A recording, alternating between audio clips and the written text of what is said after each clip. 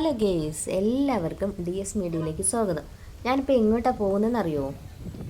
തെങ്കാശിയിലെ സുന്ദരപാണ്ഡ്യപുരത്ത് നിന്ന് ഒരു 5 കിലോമീറ്റർ യാത്ര ചെയ്താൽ സാമ്പവാർ വടകരയിലെത്തിയാൽ സൂര്യകാന്തി പൂക്കളുടെ മനോഹരമായ ഒരു വ്യൂ ഇവിടെ നമുക്ക് കാണാൻ പറ്റും.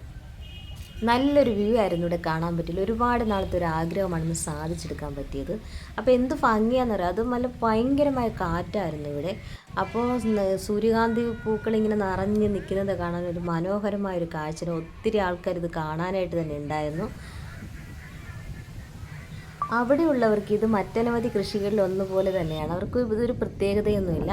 അപ്പോൾ അവർ തക്കാളി അങ്ങനെയുള്ള കൃഷികളൊക്കെ ചെയ്യുന്ന കൂട്ടത്തിലുള്ളൊരു കൃഷി തന്നെയാണ് ഈ സൂര്യകാന്തിയുടെ കൃഷിയും. പക്ഷെ നമ്മൾക്ക് ഇത് ഒരു അടിപൊളിയൊരു വ്യൂ ആണ്. ഇത് ഇവരുടെ ഒരു ഉപജീവന മാർഗം കൂടിയാണ്.